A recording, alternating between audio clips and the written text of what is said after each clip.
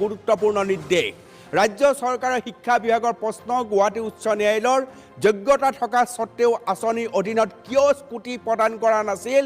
বিভাগে ছাত্ৰ ছাত্ৰীসকল আমাৰ চেনেলত যদি তোমালোকে নতুন আহিছা চেনেলটো সাবস্ক্ৰাইব কৰিবলৈ পাহৰি নাযাবা কিয়নো তোমালোকৰ এক্সাম ৰিলেটেড অফিচিয়েল আপডেটসমূহ আমাক দি থকা হয় গতিকে তোমালোকে আমাৰ চেনেলটো সাবস্ক্ৰাইব কৰি ৰাখিবা যাতে আমি আপডেটবোৰ দিয়াৰ লগে লগে তোমালোকে নটিফিকেশনটো পাই যোৱা আমাৰ ডিলাৰত মাতাৰ পিছতো এনেকৈ আমাক বঞ্চিত কৰি দিছে মুখ্যমন্ত্ৰী ডাঙৰীয়াই কৈছে যে বঁটাটো আমি নিজেও কিনিব পাৰোঁ যিহেতু আমাক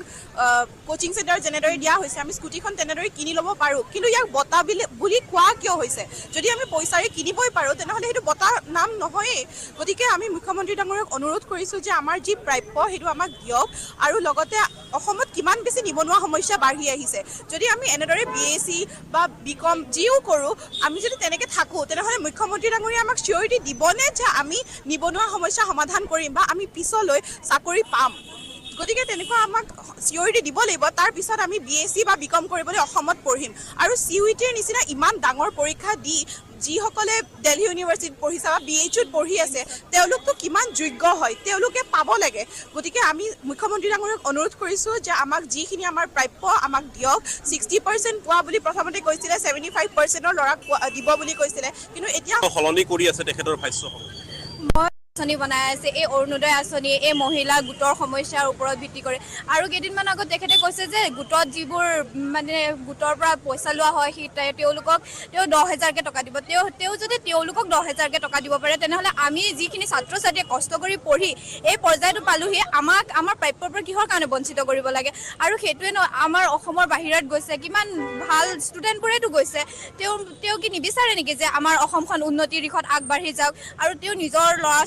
তেওঁৰ ল'ৰাটো বা ছোৱালীজনীওতো অসমৰ বাহিৰতেই পঢ়িব গৈছে তেওঁতো অসমত পঢ়ি থকা নাই তেনেকুৱা বিভিন্ন হয় আমি মানিছোঁ আমি ড্ৰপ দিছোঁ আমি কোচিং কৰি আছোঁ তাৰ অৰ্থ এইটো নহয় যে আমাৰ ঘৰত বহুত টকা পইচা আছে এটা ভাল জীৱনত যাতে আমি এটা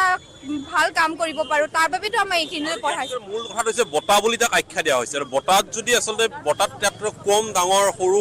এই ধৰণৰ কথা বতৰা নাহিব তাত বঁটা বুলি কিয় ক'ব লাগে তেওঁ এইটোতো বঁটা নহয় যাৰ যোগ্যৰ ভিত্তিত দিছিল তেওঁতো কৈ দিছিল যে যোগ্যৰ ভিত্তিত দিয়া হ'ব তেনেহ'লে ইয়াত বঁটা কোনো পধ্যে নহয় এইটো বঁটা আৰু তেওঁ কৈ দিছে বঁটা যিহেতু আমি ঘৰৰ পৰাও কিনি ল'ব পাৰোঁ তেওঁ ডাইৰেক্ট কৈ দিছে যে ঘৰৰ পৰা দিব পাৰে তেওঁ যদি কোচিং কৰিব পাৰে কিন্তু তাৰ অৰ্থ এইটো নহয় বঁটা আমি এটা আশা লৈ আছিলোঁ আমাৰ অলৰেডি তেওঁ লিষ্ট ওলাই দিছে লিষ্ট ওলোৱাৰ পিছত তেওঁ কৈছে যে তোমালোকক দিয়া নহ'ব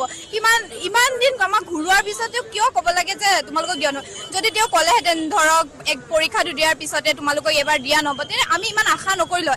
আশা দিয়াৰ পিছত তেওঁ আশাটো ভাঙিছে তেওঁক মই এটাই অনুৰোধ কৰোঁ তেওঁ যাতে আমাৰ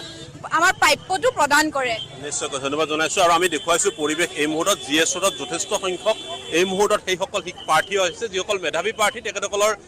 60%ৰ ওপৰত তেখেতৰ নম্বৰ লাভ কৰিছিল আৰু এইসকল প্ৰাৰ্থী সুখ্যাতিৰে উত্তীৰ্ণ হোৱা